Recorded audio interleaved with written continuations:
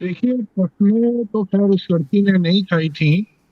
दुनिया को दिखाने के लिए जो मर्जी वो देख रहे हो, बट उसका बेसिक ना, उसको पैसे का कोई था, क्योंकि उसको तो she was getting married to somebody जिसका 600 करोड़ से ज्यादा का वर्थ था, जो मैंने देखा है। तो हम्म। ना तो उसको पैसा चाहिए था, ना उसको प्यार चाहिए था। उसको दो चीजें मुझे समझ आती हैं। एक, उसको फ्रीडम चाहिए थी। फ्रीडम कि वो अपनी जिंदगी अपनी शर्तों पे अपने हिसाब से जिए। दूसरा, वो ऑलरेडी एक रिलेशनशिप में थी। और जैसे कहते हैं रॉ लव होता है, रॉ लव होता है कि आदमी जहाँ पे बिल्कुल ब्लाइंड हो जाता है, पर उसको उस प्यार के सिवा थोड़ी देर के लिए कुछ नहीं दिखता। तो ये हम्म। भी दिखाता है ये जो लड़की है ये इमोशनली अनस्टेबल थी।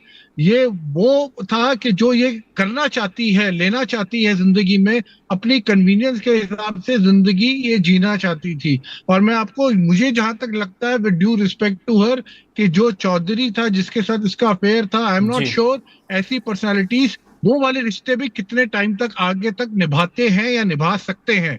क्योंकि हम्म। यहाँ पे प्योर एक कंफर्ट ही मुझे दिख रहा है कि, और मुझे ये भी दिख रहा है कि कहीं ना कहीं वो अपनी फैमिली से स्टाइफल्ड फील करती थी, कि उसको घुटन होती थी।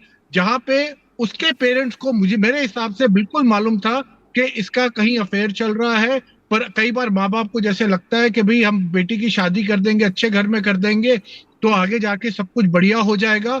तो वो जो उम्मीदें पेरेंट्स की थी, जो उम्मीद उन्होंने लगाई थी अपनी बेटी की एक लाइफ अच्छी करने के लिए, वो पेरेंट्स से भी बहुत बड़ी गलती हो गई।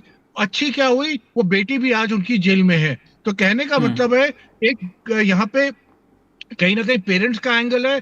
दूसरा, मुझे ये भी लगता है कि ये जो चौधरी था, या तो ये इंटरकास्ट मैरिज लड़की को लगता था कि पेरेंट्स नहीं करेंगे, या वो उनके स्टेचर का नहीं था।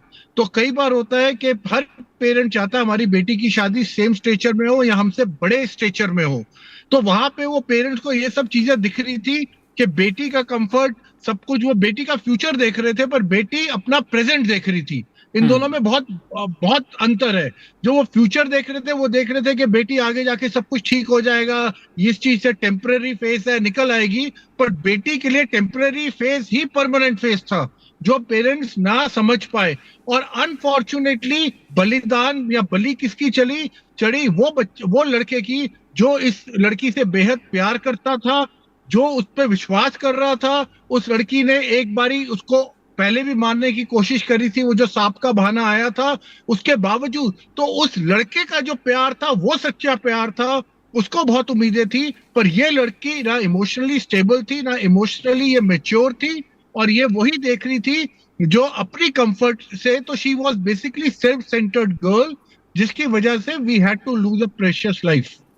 बिल्कुल कपिल जी, एक सवाल बार बार हर आप अगर पोस्ट देखें सोशल मीडिया तो वहाँ पर लोग कमेंट कर रहे हैं, हमारे भी शो में लगातार पूछने की कोशिश कर रहे हैं कि अगर आपको शादी नहीं करनी थी तो शादी तोड़ने से ज़्यादा आसान किसी को हत्या करना कैसे लग सकता है। मनोवैज्ञानिक के तौर पर आपने हमें ज्वाइन किया है तो हम तो उम्मीद करते हैं आप हमें थोड़ा अच्छे से समझा पाएं हमारे दर्शकों को कि तो क्या मंशा रही तो होगी। देखिए, हाँ, तो देखिए क्या होता है कि जो दर्शक होंगे ज्यादातर, मैं ये देख रहा हूँ, या एंकर्स भी, वो सब उस एज से निकल चुके हैं।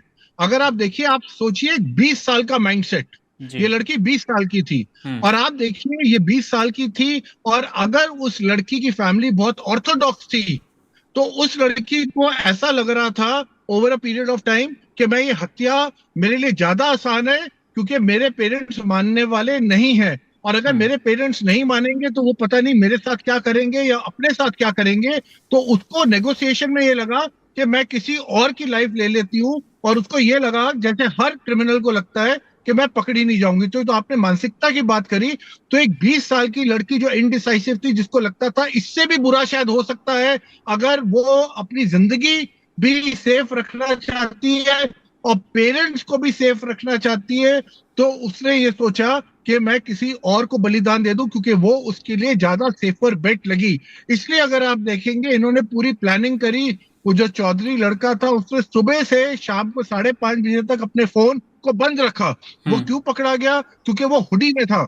नहीं तो इन्होंने, जो सोनम ने गलती करी थी, मेरे ख्याल से इन्होंने सोनम वाला केस भी बहुत करीब से सोचा होगा, देखा होगा। और इन्होंने ये करा होगा, जो उन्होंने गलती करी, सोनम ने गलती करी, वो हम नहीं करेंगे।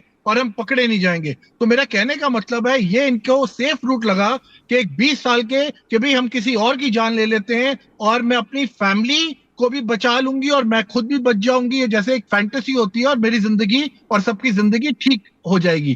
कहने का मतलब है इसके लिए अपनी फैमिली और अपनी लाइफ ज्यादा इंपॉर्टेंट थी, ना कि किसी दूसरे की जो इस पर विश्वास करता था। बिल्कुल। Subscribe to One India and never miss an update. Download the One India app now.